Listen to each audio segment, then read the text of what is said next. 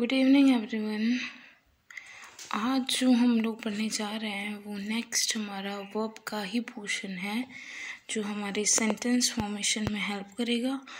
और ये ऐसे वर्ब्स हैं और वर्ब एज वेल एज ये मॉडल्स भी हैं।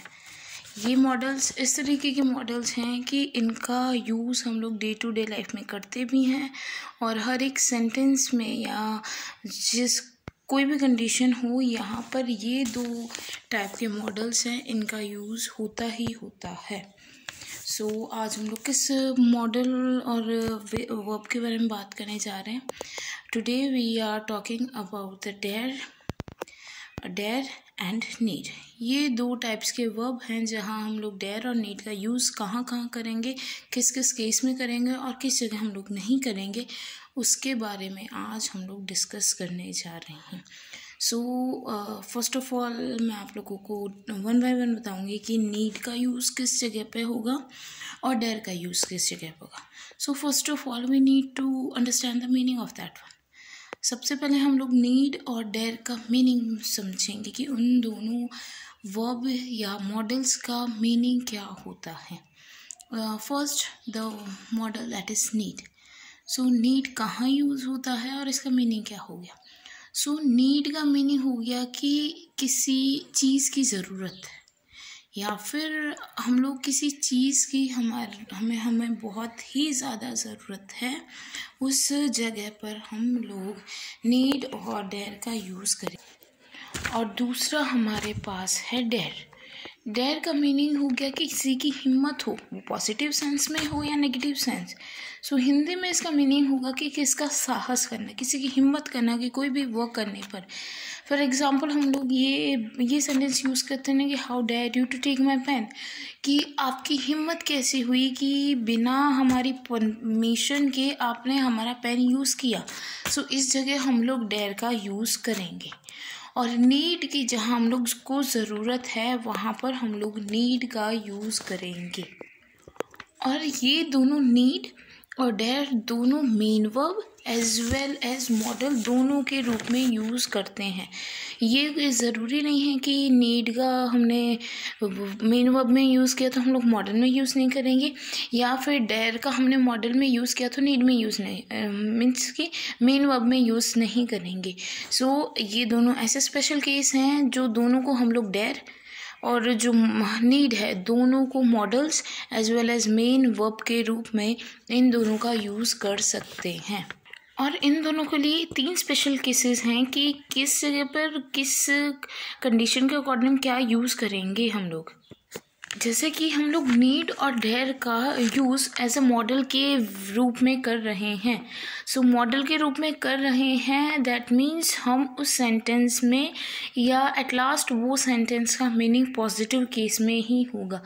या फिर हम लोग ये बोल सकते हैं कि जहाँ पर हम लोग पॉजिटिव केस की बात कर रहे हैं उस जगह हम लोग नीड और डेयर को एज अ मॉडल का यूज़ करेंगे। इफ़ अगर हम लोग नेगेटिव सेंस में यूज़ कर रहे हैं तो वो हमारा सेंटेंस एब्सोल्युटली रॉन्ग हो जाएगा।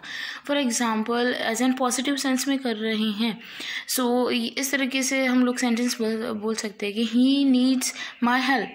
सो ये एज ए पॉजिटिव सेंस हुआ और यहाँ पे हमने नीड का यूज़ किया, ये एब्सोल्युटली राइट है। इफ़ अगर हम लोग यहाँ इसको नेगेटिव सेंस में लाएंगे तो यहाँ पर नीड का या डेयर का यूज़ एब्सोल्युटली रॉन्ग हो जाएगा। और यही केस हम लोग ये बोलें कि I need him help, I need him help, तो ये एब्सोल्युटली रॉन्ग हो जाएगा क्योंकि नीड का यूज़ कर रहे हैं। तो ये जो सेंटेंस हमने फॉर्म किया ये एब्सोल्युटली मीनिंगलेस है, या जो हमने जिस वे में सेंटेंस फॉर्मेशन किया है ये एब्सोल्युटली रॉन्ग हो जाएगा। नीड एंड डेयर का यूज़ हम लोग फर्स्ट केस पर जैसे मैंने बताया पॉजिटिव सेंस में करेंगे या पॉजिटिव केस में सेंटेंस में यूज़ करेंगे। बट इसके लिए एक कंडीशन है कि हम लोग पॉजिटिव सेंस में यूज़ कर रहे हैं, इसके साथ साथ टू का यूज़ भी होगा। इफ़ अगर पॉजिटिव सेंस प्लस आपने टू का यूज़ नहीं किया सो आपका formation of sentence will be absolutely wrong, ये गलत प्रूफ हो सकता है। सो ये आप ध्यान में रखने वाली बात है कि नीड और डेयर का यूज़ पॉजिटिव सेंस में कर रहे हैं तो उसके बाद टू का यूज़ करना मैंडेटरी हो जाएगा हम सब के लिए। फॉर एग्ज़ाम्पल कि ही नीड टू वर्क हार्ड, ये हमने नीड और डेयर भी यूज़ कर सकते हैं और यहाँ पे टू वर्क हार्ड टू का यूज़ किया है। अगर टू हम लोग यूज़ नहीं कर रहे तो उस सेंटेंस को हमें नेगेटिव केस में बनाना पड़ेगा।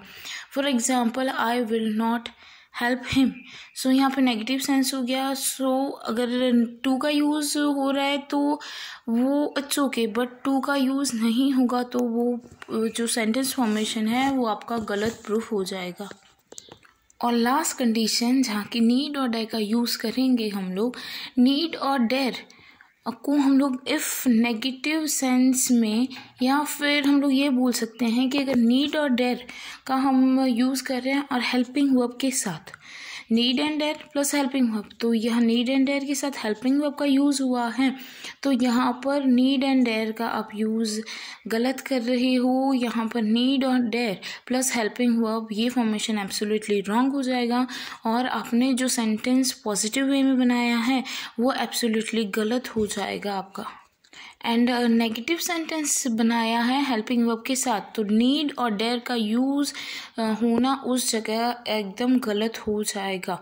सो ये जो तीन प्रिंसिपल हैं, ये जो तीन मेन रूल हैं, ये कंसेप्ट आप मोस्ट प्रोबेबली याद रखिए। उसके बाद नीड और डेयर की हेल्प से आप कोई भी सेंटेंस का फॉर्मेशन कर सकते हैं। सो आई थिंक आप लोगों को ये कंसेप्ट नीड और डेयर का समझ आया होगा।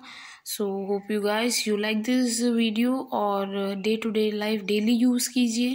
आपकी जैसे जैसे प्रैक्टिस हो गई उसी तरीके से ये कंसेप्ट भी क्लियर होंगे आपके माइंड में। So guys thank you so much और मेरे चैनल को ज़्यादा से ज़्यादा लाइक शेयर एंड सब्सक्राइब कीजिएगा। Thank you.